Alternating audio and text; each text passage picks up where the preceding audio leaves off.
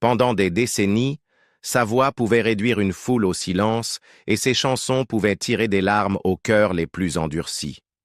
Seal, l'homme qui se tenait autrefois au sommet de la musique et de l'amour, mène aujourd'hui une vie qui semble bien éloignée des projecteurs qu'il dominait jadis. Le passage de la gloire mondiale à un isolement silencieux a été marqué par la maladie, le chagrin et un retrait personnel qui laisse beaucoup se demander comment les choses ont pu en arriver là. Son histoire ne parle pas seulement d'une célébrité déchue, elle raconte le prix que le temps, la perte et les choix peuvent faire payer à un homme qui paraissait autrefois inarrêtable. De la famille d'accueil à la scène mondiale. Seal Henry Olusegun Olumide Adeola. Samuel est né le 19 février 1963 à Londres, d'une mère nigériane et d'un père brésilien. Ses premières années furent loin d'être glamour. Ses parents se sont séparés alors qu'il était encore enfant, et une grande partie de son enfance s'est déroulée en famille d'accueil. Lorsqu'il a fini par renouer avec sa mère, leur relation était tendue et compliquée, une réalité dont il parlera plus tard, ouvertement, lors d'entretiens. Ces années formatrices, marquées par l'instabilité et la distance émotionnelle, lui ont laissé une sensibilité brute qui se déversera plus tard dans sa musique. Au début de la vingtaine, Seal a été confronté à un problème de santé qui allait devenir une partie de son identité. On lui a diagnostiqué un lupus érythémateux discoïde, une maladie auto-immune qui attaque la peau et peut provoquer des cicatrices permanentes. Les marques sur son visage, immédiatement reconnaissables par des millions de personnes, n'étaient pas un choix esthétique mais la conséquence durable de la maladie. Le lupus resterait un défi constant, causant parfois fatigue, douleurs articulaires et autres complications. Pourtant, selon ses propres mots, ces cicatrices sont devenues « mon histoire », mes informations, un rappel visible des batailles qu'il a menées avant que la célébrité n'arrive. À la fin des années 1980, la trajectoire de Seal a commencé à changer. Il se produisait dans des clubs, dirigeait un groupe de funk appelé Push et a voyagé au Japon et en Thaïlande à la recherche d'opportunités. Son grand tournant est arrivé en 1990 lorsqu'il a prêté sa voix au single à succès d'Adamski, Killer. La chanson s'est hissée à la première place au Royaume-Uni, propulsant Seal sur le devant de la scène presque du jour au lendemain. Un contrat d'enregistrement a suivi et son premier album éponyme en 1991 a produit des succès comme Crazy et Future Love Paradise. Sa voix profonde et pleine d'âme, ainsi que ses compositions émouvantes, le distinguaient des autres artistes de l'époque. Les années 1990 ont consolidé la place de Seal dans l'histoire de la musique. Son deuxième album, sorti en 1994, contenait Kiss from a Rose, un titre qui allait devenir sa signature. Utilisée dans le film Batman Forever en 1995, la chanson a connu un succès mondial, lui valant 3 Grammy Awards, dont celui de l'enregistrement de l'année et de la chanson de l'année. À ce moment-là, Seal semblait intouchable, un homme dont le talent pouvait remplir les arènes et dont le charisme personnel le maintenait dans l'actualité pour toutes les bonnes raisons. Mais même au cours de ces années triomphantes, les luttes personnelles qui avaient marqué sa jeunesse ne disparurent jamais complètement. Le mariage de conte de fées et ses fissures. En 2004, le destin plaça Seal et Heidi Klum dans le même hall d'hôtel à New York. Une rencontre qui allait déclencher l'une des histoires d'amour les plus médiatisées d'Hollywood. Heidi était déjà l'un des mannequins les plus reconnus au monde, un ange de Victoria's Secret et une personnalité de la télévision. Seal, artiste récompensé par des Grammy Awards, avait déjà conquis les classements avec sa voix et sa présence. L'histoire de leur rencontre, il la raconterait pendant des années. Elle l'avait remarqué la première, revenant de la salle de sport et vêtu d'un short de cyclisme, tandis qu'il avait été frappé par la gentillesse de son sourire. Leur romance avança rapidement. En quelques semaines, ils sortaient ensemble. Heidi révéla bientôt qu'elle était enceinte, bien que le père ne soit pas Seal, mais son ancien compagnon. l'homme d'affaires italien Flavio Briatore. Beaucoup auraient pris leur distance à ce moment-là, mais Seal fit exactement l'inverse. Il accepta sa grossesse et, par la suite, sa fille Lenny comme la sienne. Ce fut un choix déterminant qui témoignait de sa volonté de s'engager au-delà de la convenance ou des apparences. En décembre 2004, Seal prépara une demande en mariage inoubliable. Il emmena Heidi en Colombie-Britannique sur un glacier isolé où un igloo avait été construit juste pour eux. À l'intérieur, entouré de neige et de silence, il lui demanda de l'épouser. Le 10 mai 2005, ils se marièrent lors d'une cérémonie privée sur une plage mexicaine. Heidi était à nouveau enceinte, cette fois de leur premier fils, Henry. Les années suivantes devinrent un spectacle de romance. Ils renouvelaient leurs vœux chaque année, souvent avec des thèmes élaborés, bals masqués, célébrations tropicales, transformant cette tradition en un événement familial attendu avec impatience par leurs enfants. Seal expliquait ouvertement la signification de ce rituel, rappeler à leurs enfants que l'amour n'est pas passif, qu'il est quelque chose que l'on entretient et que l'on célèbre. Entre 2005 et 2009, ils accueillirent 3 enfants ensemble, Henry, Joanne et Lou. Seal adopta officiellement Lenny, faisant d'eux une famille de 6. On les voyait souvent ensemble à des événements scolaires, à des fêtes d'Halloween ou se tenant par la main dans les aéroports. En 2007, ils interprétèrent même un duo, Wedding Day, lors du défilé Victoria's Secret, se chantant l'un à l'autre comme si personne d'autre n'était présent. En apparence, ils avaient construit quelque chose de rare, un mariage de célébrité à la fois glamour et solide. Mais en coulisses, des tensions apparaissaient.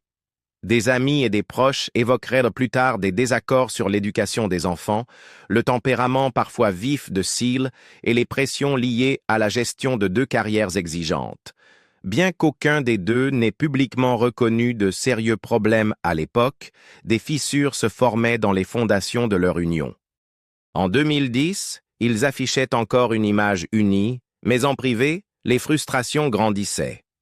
Heidi admit un jour dans une interview que l'amour pouvait s'éteindre s'il n'était pas constamment nourri, et bien qu'ils essayaient, l'effort devenait plus difficile.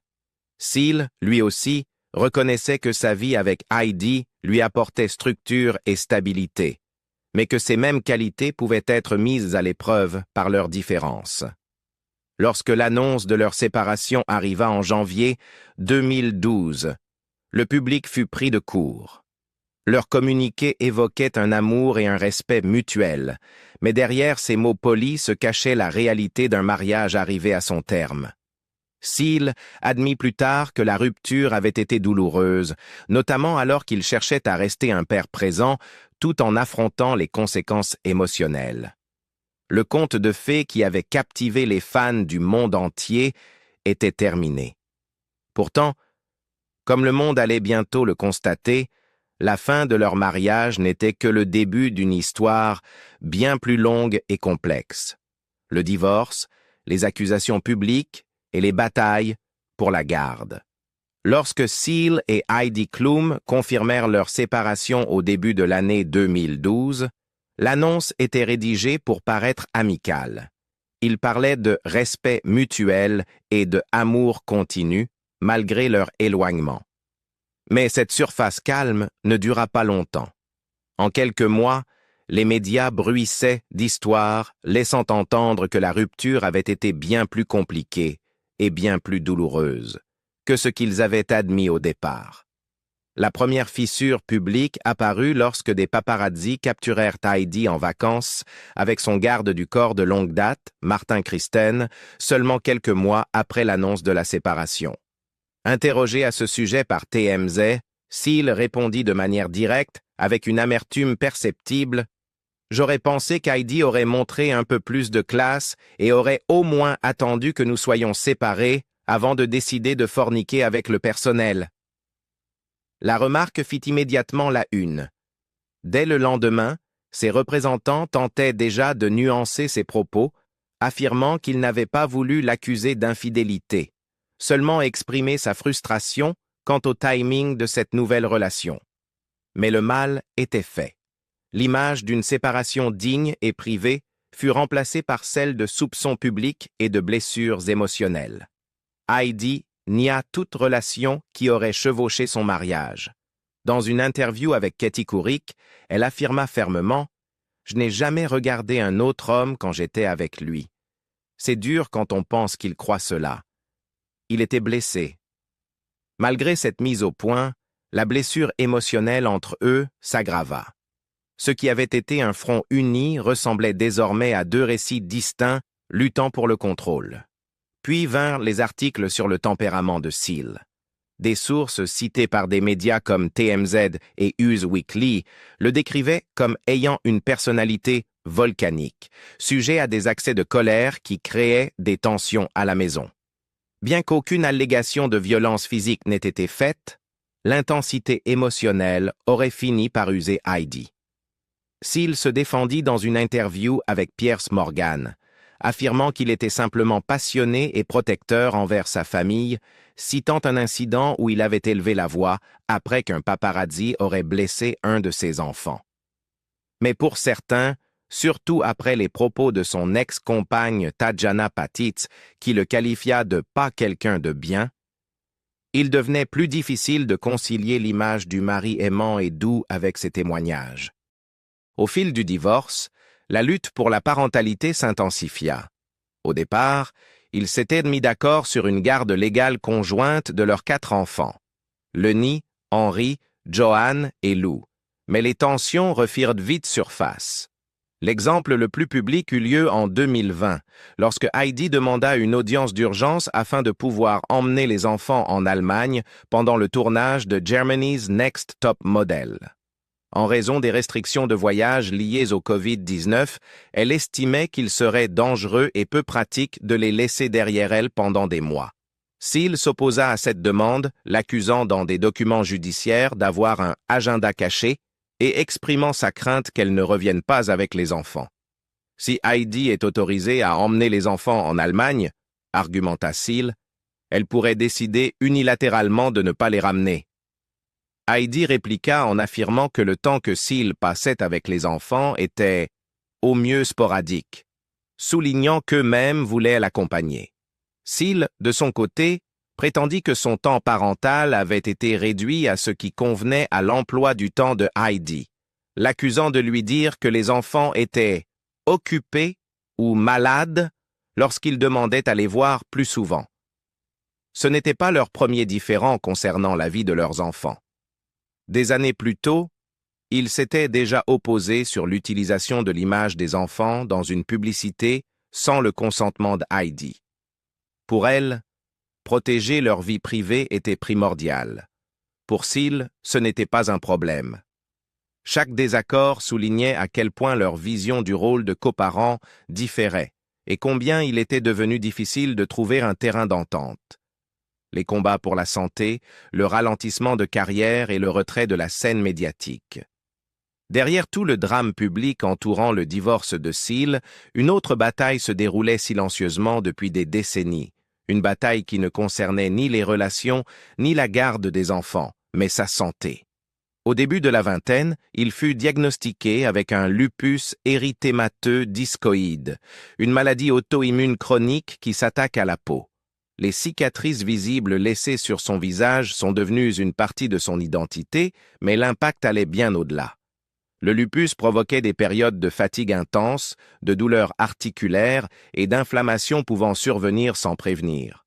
Parfois, la maladie menaçait même sa capacité à chanter en provoquant un gonflement de la gorge. Dans ses interviews, Seal a parlé ouvertement de cette condition, expliquant qu'elle nécessite une surveillance constante et des ajustements de mode de vie. C'est une fatigue qui accompagne l'activité du lupus et qui disparaît généralement lorsque cette activité se résorbe, a-t-il un jour déclaré, reconnaissant qu'il s'agit d'un défi à vie et non d'un simple contretemps. Dans ses premières années, il l'a combattu avec détermination, en se produisant soir après soir, tout en dissimulant l'épuisement à son public. Mais avec le temps, les exigences physiques des tournées et des enregistrements, sont devenues plus difficiles à gérer. Au milieu des années 2010, les effets du lupus et de l'âge devenaient visibles. Son emploi du temps autrefois implacable, rempli de concerts et d'apparitions publiques, commença à s'alléger. Après la sortie de Standard en 2017, un album de classiques du jazz et du swing plutôt que de chansons originales, Seal ne suivit pas avec un nouveau projet majeur. Bien que le disque ait été chaleureusement accueilli, il ressemblait davantage à un hommage à une époque révolue qu'à une déclaration sur la direction de sa propre créativité. Les fans de longue date commencèrent à remarquer ce changement. Moins d'interviews, moins de dates de tournée et une présence réduite dans une industrie qui avait autrefois été son terrain de jeu. Une partie de ce changement relevait de choix personnels. Seal n'a jamais été le genre d'artiste à courir après les tendances ou à rechercher l'attention constante des réseaux sociaux. À une époque où les jeunes musiciens entretiennent leur visibilité par des publications quotidiennes, du contenu viral et des interactions en direct, Seal choisit de ne pas s'adapter. Il privilégiait la vie privée à la publicité, l'authenticité aux algorithmes. Mais ce choix eut un coût. Sans l'engagement numérique constant qui alimente désormais l'industrie musicale, son profil public s'est estompé et avec lui, les opportunités qui naissent du fait d'être au premier plan dans l'esprit du public. Les années de pandémie ne firent qu'accentuer cette isolation. Comme d'innombrables autres artistes, Seal fut contraint de quitter la scène, incapable de se connecter à son public en personne. Les tournées, une source majeure de revenus pour la plupart des musiciens, furent interrompues. Bien qu'il n'existe aucune preuve concrète que Seal ait connu des difficultés financières, la perte soudaine de revenus liée aux performances en direct fut un coup dur, d'autant plus pour quelqu'un qui avait déjà ralenti son rythme de carrière. Pour un homme dont l'art dépendait de l'échange d'énergie avec un public, l'absence de cette connexion était plus qu'économique. Elle était personnelle. Même lorsque la musique live commença à revenir, Seal ne reprit pas ses prestations au rythme d'antan. Ceux qui l'ont vu sur scène remarquèrent que, si sa voix conservait sa puissance caractéristique, les concerts semblaient lui coûter davantage d'efforts. Le temps de récupération était plus long, le programme plus léger. C'était un rappel que le temps et la maladie avaient inscrit leurs propres conditions dans sa vie. Dans l'intimité, Seal concentra davantage son énergie sur ses enfants et sur une existence plus calme et contenue. Mais pour les fans qui l'avaient connu comme un interprète magnétique, globe-trotter, ce retrait avait un goût doux amer. C'était l'image d'un homme qui avait toujours le talent, mais peut-être plus la même flamme, ou peut-être plus le même besoin, de se tenir au centre de la scène mondiale. Une vie redéfinie, la paternité, la discrétion et une solitude persistante. Aujourd'hui, la vie de Seal tourne moins autour des studios d'enregistrement et des tournées mondiales, et davantage autour des 4 enfants qui restent le centre de son univers. Lenny, la fille qu'il a adoptée comme la sienne, Henry, Joanne et Lou, ils sont le fil constant qui relie toutes les étapes de sa vie d'adulte. Même après le divorce, il a parlé de la joie qu'il ressent à les voir grandir, à leur enseigner la musique et à les voir développer leur propre identité. Il a décrit ces moments comme certains des plus purs bonheurs qu'il ait connus, loin des récompenses et des classements. Mais la paternité, dans son monde, n'a jamais été exempte de complications. La coparentalité avec Heidi Klum a toujours été un exercice d'équilibre, souvent délicat. L'emploi du temps chargé d'Heidi, en tant que mannequin, animatrice télé et productrice, signifie qu'elle voyage souvent ou se trouve sur un plateau, tandis que les engagements de Seal, bien que moins nombreux qu'à son apogée, l'éloignent parfois pendant un certain temps. Seal a admis que cet arrangement ne fonctionne que lorsque les 2 parents agissent en équipe. Si vous êtes une équipe, c'est vraiment facile, mais si vous ne l'êtes pas, tout peut s'écrouler. Ces mots reflètent l'expérience et non la théorie et laissent entrevoir les frictions qui ont parfois émergé entre eux. Le conflit de garde en 2020, à propos de la possibilité pour les enfants de voyager en Allemagne pendant la pandémie, a été un rappel public de la fragilité de cet équilibre. Seal craignait un déménagement permanent. Heidi affirmait que son temps avec les enfants était déjà sporadique. Les deux sont restés fermes, et bien que l'affaire ait finalement été résolue, la tension a laissé des traces. Pour Seal, cela a souligné la réalité selon laquelle son rôle de père se définit en partie par des négociations et que l'accès à ses propres enfants peut dépendre des emplois du temps, des procédures judiciaires et des compromis. En dehors de son rôle de père, la vie personnelle de Seal a été bien plus calme. Depuis son divorce, il ne s'est pas remarié et a évité les relations publiques de longue durée, bien qu'il ait été brièvement lié à son ancienne assistante Laura Stryer. Son attention est restée centrée sur sa famille, mais l'absence de partenaire a amené certains à spéculer sur une éventuelle solitude. Seal lui-même a laissé entendre une certaine prudence en matière d'amour, allant même jusqu'à qualifier le mariage de concept imparfait dans une rare interview. La passion qui définissait autrefois sa romance publique avec Heidi a été remplacée par une approche plus prudente, privilégiant la stabilité aux grands gestes. Ce retrait de la vie publique s'étend au-delà des relations. Seal n'a jamais été de ceux qui s'épanouissent dans les grandes scènes sociales. Son cercle d'amis est restreint, et il choisit souvent la solitude plutôt que les exigences des interactions sociales constantes. Si la discrétion peut être une source de paix, elle peut aussi être une forme silencieuse d'isolement, surtout pour quelqu'un qui a longtemps vécu dans un échange constant d'énergie avec des publics du monde entier. Pour ses fans, cette vie plus tranquille est une arme à double tranchant. D'un côté, elle suggère que Seal a trouvé un moyen de vivre selon ses propres termes, libéré de la pression incessante de la célébrité. De l'autre, il est difficile de ne pas voir le contraste entre la figure vibrante et plus grande que nature qui dominait autrefois les scènes, et l'homme qui n'apparaît désormais qu'en de rares occasions. Il y a une certaine tristesse dans ce contraste, l'impression que le projecteur ne s'est pas seulement atténué, mais qu'il s'est déplacé ailleurs, le laissant dans un espace où sa musique compte toujours, mais où le monde n'écoute plus comme avant. Aujourd'hui et un avenir incertain. À l'approche de son 62e anniversaire en février 2025, l'homme que le monde connaissait autrefois comme un interprète infatigable n'apparaît plus qu'à des moments soigneusement choisis. Il se produit encore à l'occasion, souvent dans des lieux plus petits et plus intimistes où la connexion avec le public est plus personnelle. Ceux qui ont la chance d'y assister affirment que sa voix n'a rien perdu de sa richesse. Elle s'élève toujours, portant le poids émotionnel qui l'a rendu célèbre. Mais chaque performance semble désormais avoir un coût physique plus élevé. Les tournées enchaînées et les calendriers promotionnels sans répit ont disparu. Aujourd'hui, les concerts sont plus rares, les intervalles entre eux plus longs. Son dernier album complet, Standard, est sorti en 2017, une collection de chansons classiques qui mettait en valeur son talent vocal, mais sans révéler de nouveaux matériels personnels.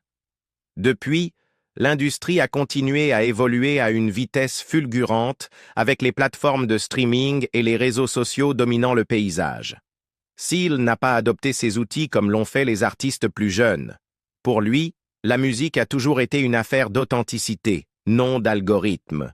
Ce choix a préservé son intégrité, mais l'a aussi éloigné davantage de la conversation dominante. Les années de pandémie ont amplifié cette distance. Comme beaucoup d'artistes, Seal a été coupé de la scène, son lien principal avec les fans, pendant de longues périodes. Lorsque les restrictions se sont assouplies, il n'est pas revenu avec la même intensité qu'auparavant. Que ce soit par choix ou par nécessité, il a maintenu un rythme plus lent, se concentrant sur les aspects de sa vie qu'il pouvait contrôler. Passer du temps avec ses enfants, préserver sa santé et protéger sa vie privée de l'éclat des gros titres. Sur le plan financier, aucun élément public ne suggère de réelles difficultés, mais la réalité est que les tournées constituent depuis longtemps une source majeure de revenus pour les artistes. Avec un calendrier réduit, la spéculation s'est naturellement installée. Seal n'a pas répondu directement à ces rumeurs, préférant garder le silence sur des sujets qui ne feraient qu'alimenter les tabloïds. Et pourtant, malgré cette existence plus discrète, il arrive qu'il laisse entrevoir des moments à ses fans. Un message émouvant adressé à Lenny sur Instagram en 2023 disait « Merci de m'avoir rendu meilleur. Ses apparitions à des événements marquants, comme la remise de diplôme de son fils Henri en 2024, montrent un homme toujours lié à sa famille, même s'il l'est moins au grand public.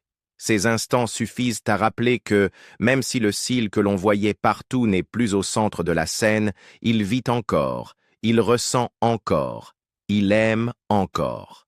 Le temps change tout le monde, même ceux que l'on croit plus grands que nature. Le parcours de Seal, des sommets de la célébrité à une vie vécue en grande partie hors de vue, rappelle que le succès ne protège personne de la perte, de la maladie ou de l'attrait de la solitude.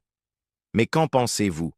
A-t-il vraiment trouvé la paix dans cette vie plus calme, ou est-ce simplement la voie la plus sûre après tout ce qu'il a traversé? Partagez vos réflexions dans les commentaires et, si vous avez trouvé cette histoire captivante, mettez un like à cette vidéo, abonnez-vous pour plus de contenu et restez à l'écoute pour la prochaine.